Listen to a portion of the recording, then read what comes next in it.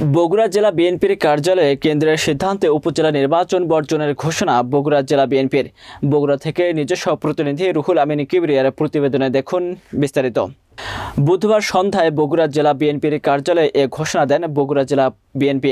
এ সময় উপস্থিত ছিলেন জেলা বিএনপির কেন্দ্রীয় কমিটির সদস্য, বর্তমান পৌরসভার মেয়র রেজাউল করিম বাদশা সহ জেলা বিএনপির সাধারণ সম্পাদক, কেন্দ্রীয় কমিটির সদস্য আলী আজগর তালুকদার হেনা, সাংগঠনিক সম্পাদক শহীদ উন নবী সালাম, খায়রুল বাশার ও পৌর বিএনপির সভাপতি হামিদুল হক চৌধুরী, পৌর বিএনপির সাধারণ সম্পাদক মনিরুজ্জামান মনি, সদর উপজেলা বিএনপির সভাপতি মাহফুতুন আহমেদ খান রুবেল, জেলা কৃষক দলের আহ্বায়ক ইঞ্জিনিয়ার রনি ও সদস্য সচিব এনামুল হক সহ স্বেচ্ছাসেবক দলের সদস্য সচিব আবু হাসান, জেলা ছাত্র দলের আহ্বায়ক সাইদুর সহ দলের সকল অঙ্গ সংগঠনের নেতৃবৃন্দ, জেলা বিএনপির সভাপতি আনিসুর রহমান বাশা জানিয়েছেন, তারা এই ধরনের প্রহসনের পাতা নয়া নির্বাচনে কখনো কোনোভাবে গ্রহণ করবে না। কেউ যদি কোনোভাবে নির্বাচনে অংশগ্রহণ করে তার বিরুদ্ধে সাংগঠনিক ব্যবস্থা নেওয়া হবে। একতরফা এই নির্বাচনে বিএনপি অংশগ্রহণ করবেন না, কারণ আপনারা ইতিমধ্যে লক্ষ্য করেছেন 7ই জানুয়ারি যে নির্বাচন এসেছে সেই নির্বাচন এদেশের মানুষ বর্জন করেছেন। সেই নির্বাচনটি ছিল এক দলের নির্বাচন, ডেমি নির্বাচন, প্রহসনের নির্বাচন।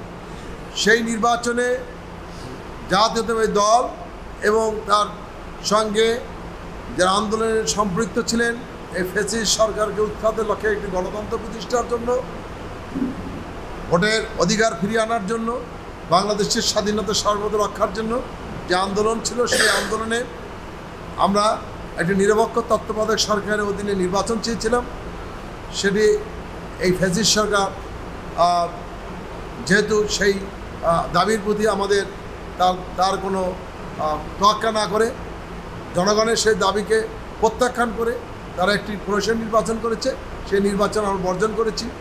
সেই নির্বাচনে দেশের জনগণ বর্জন করেছে এবং সেখানে বিভিন্ন পত্র পত্রিকায়, প্রিন্ট মিডিয়ায় বিদেশি পর্যবেক্ষক সবাই বলেছেন 5% থেকে 8% এখানে নির্বাচনে জনগণ অংশগ্রহণ করেছে।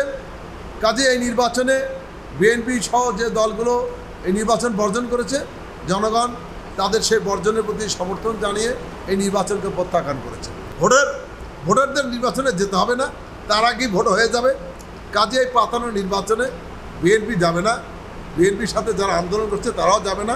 এই মেসেজটি আমরা আমাদের দলের নেতাকর্মীকে আমরা জানিয়ে দিয়েছি।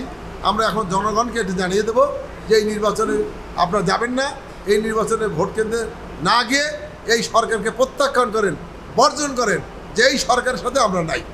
কাজে আমি আপনাদের মাধ্যমে জানাতে চাই যে এদেশের জনগণের যে আন্দোলন চলছে, একটি নিরপেক্ষ তত্ত্বাবধায়ক সরকারের অধীনে একটি অবাধ সুষ্ঠু নির্বাচন, সেই আন্দোলন সফল হওয়ার মাধ্যমে ইনশাল্লাহ এই সরকার উৎখাত করার মাধ্যমে বিএনপি সেই নির্বাচনে অংশগ্রহণ করবে যে নির্বাচনে দেশের জনগণ তাদের ভোটাধিকার প্রয়োগ করতে পারবে।